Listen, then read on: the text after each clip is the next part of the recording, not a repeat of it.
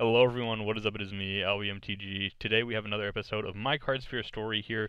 We're going to be sending off 7 cards. Most of the cards are from Guilds of Ravnica, so you'll get to see some of the new cards from that set. And we do have 2 envelopes here to open up, so we'll go ahead and start with opening up these envelopes, and then we'll talk about what cards we're sending off here. So we'll go ahead and start with this first envelope. I think I know what's in both of these. I'm pretty sure I know what's in both of these. And both of them are modern staples, if I can recall correctly.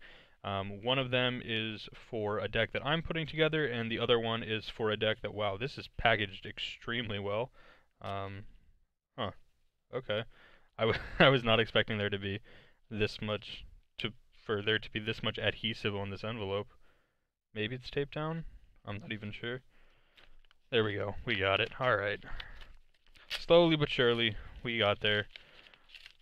And still extremely well packaged on the inside, too.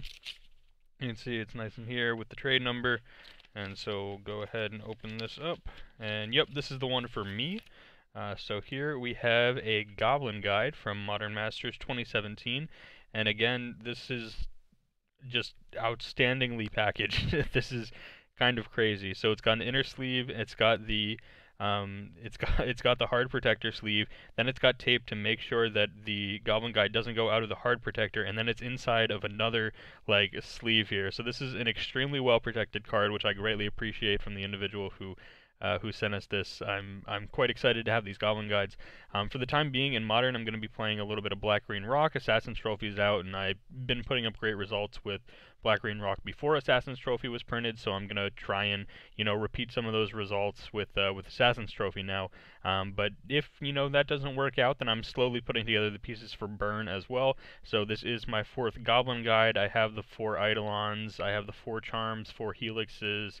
I think most of what I need now is just like the mana-based cards. I need 2 more Foundries, some of the red fetches, and I believe just some of the like random uncommon stuff. But yeah, so I should have Burn put together pretty soon. But Goblin Guide is a very important key piece to the modern Burn decks, and even like Legacy Burn decks as well.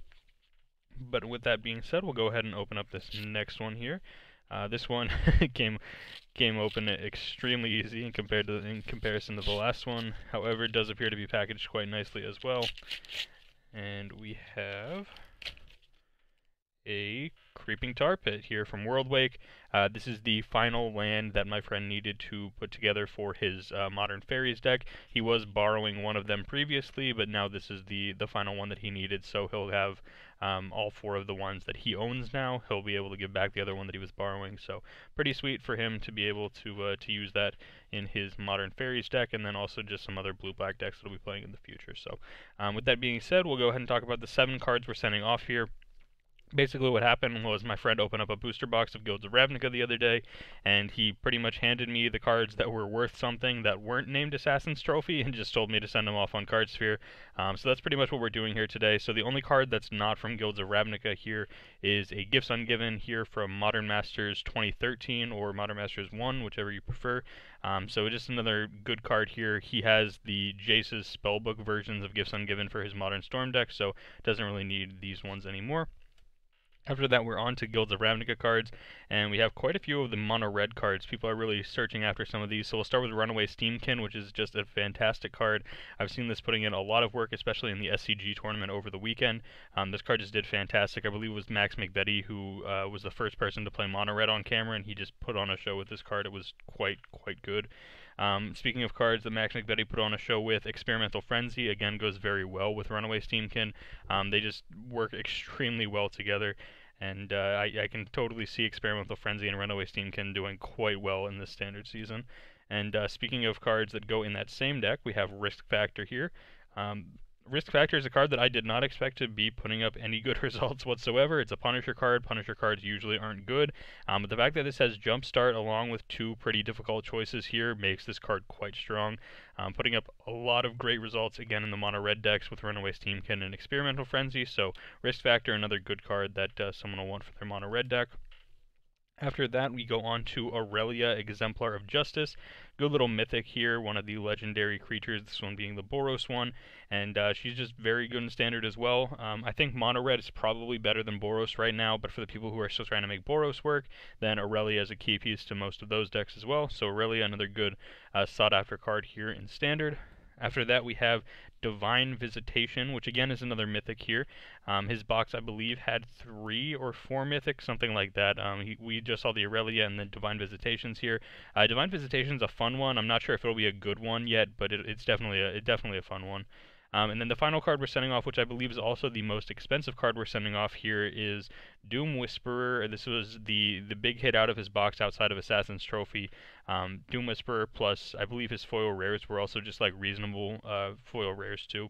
But yeah, Doom Whisperer, just a fantastic card. It's been slowly creeping up in price. Pre-sale prices were like $11 to $12. It's up to around 20-ish now for an index price. So extremely good card. We'll be putting up a lot of great results in Standard, and so we're sending ours away here so that my friend can turn his Standard cards into some Modern cards. So Doom Whisperer, again, just a very, very solid card that we're happy to be sending off. So with that being said, we'll go ahead and talk about the financial aspects of things right now.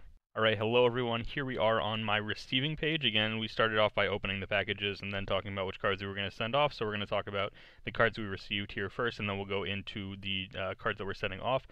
So Goblin Guide here we'll do as the first one, $15.06 for a Goblin Guide. Not too bad at all. Index price of $19.48, so I believe I said $15.06, which brings us down here. So I got it at 78%. You can see other users around 80 to 85%. It's a very sought after card, very good card. So I'm happy to be getting mine at around the 75% mark, totally, or I believe 78%, yeah. So around that percentage mark, it's slightly below 80%, which is perfectly fine with me. I thought for sure I would have to go above 80, probably closer to the 85% mark like this individual did here. So at 78%, quite happy to get my last Goblin Guide here from Modern Burn, and check the conditions and stuff as I was, opening up the Cardsphere website. So conditions on everything are perfectly fine, so we can go here to our receiving page and we can mark all received here for this one. We'll go ahead and click accept, and now the funds will be transferred into that user. And now for this one, we have a Creeping Tar Pit at $13.18, index price of $16.53.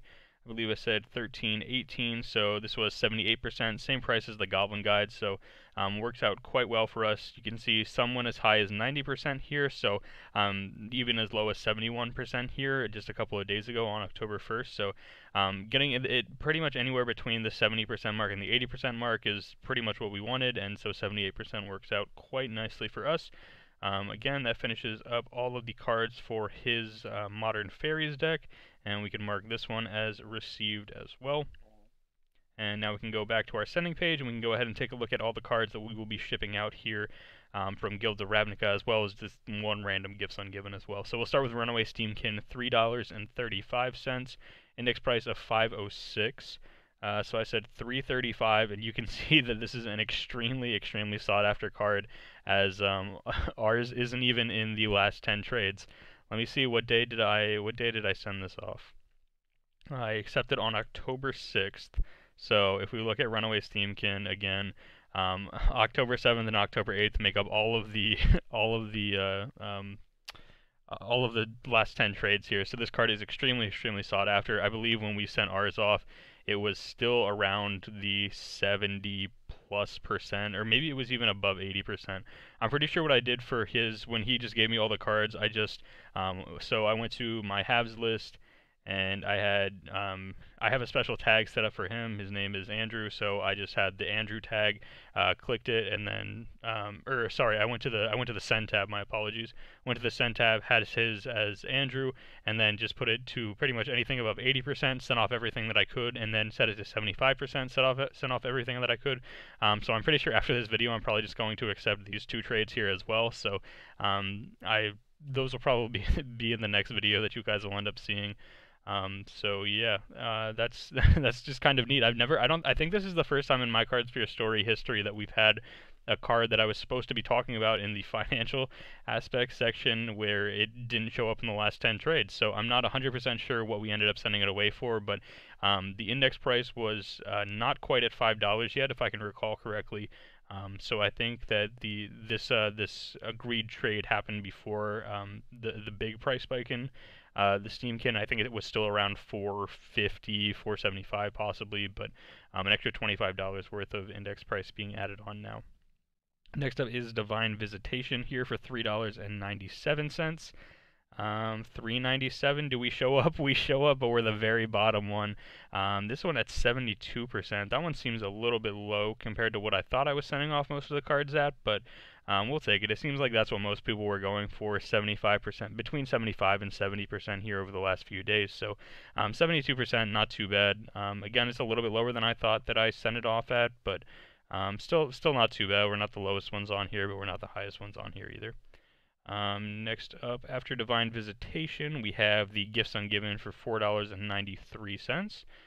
For $4.93, you can see we're finally back up at the top of the last 10 trades. This one for 78%.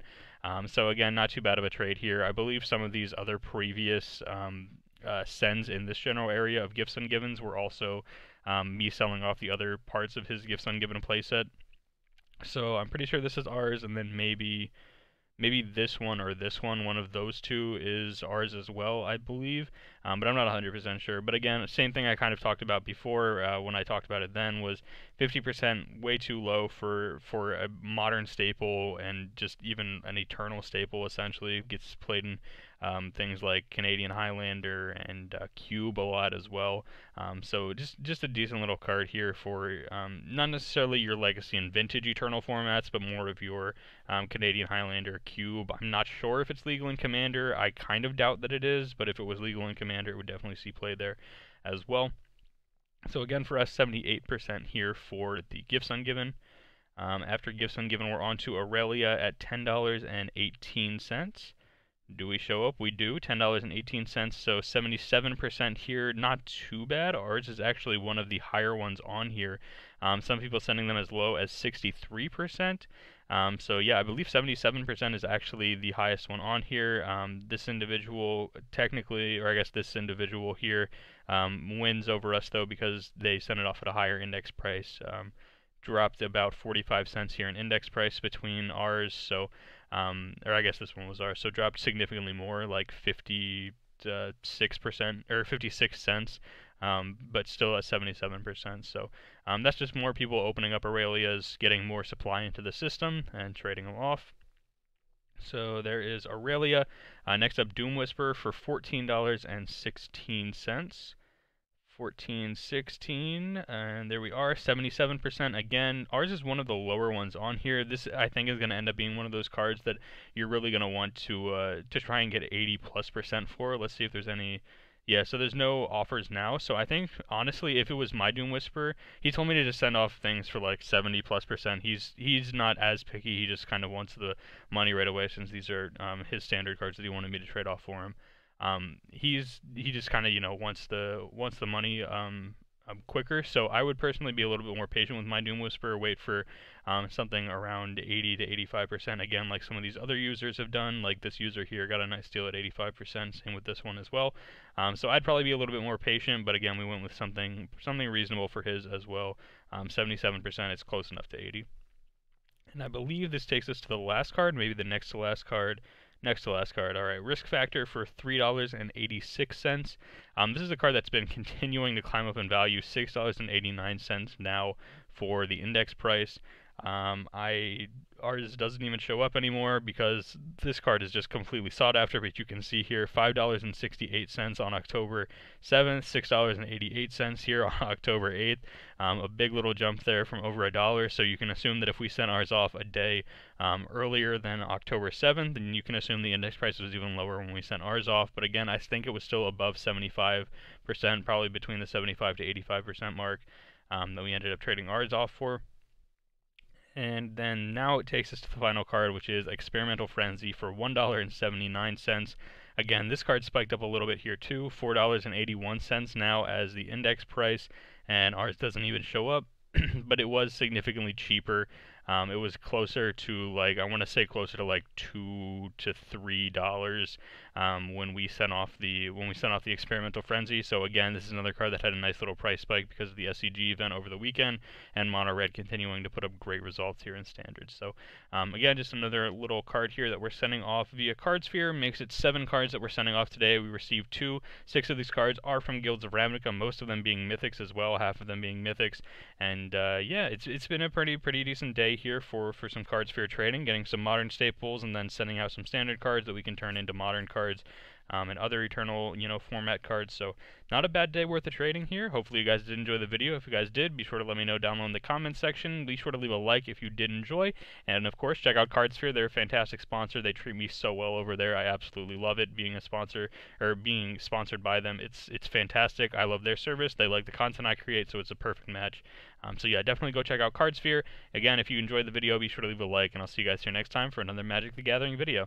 Thank you guys so much for watching today's episode of My Cardsphere Story, where we sent away a couple of new standard Guilds of Ravnica cards in return for some good modern cards here in the forms of Goblin Guide and Creeping Tar Pit. Of course, at the end of all of my videos, I love to give a huge shout out and thank you to my patrons over on the Patreon page. So huge shout out and thank you to Daniel, BadWolfMTG, Jeremy, Jason, and Jayathi Swaran. They're supporting me over on the Patreon page. I'm extremely grateful, and I can't say thank you enough to them.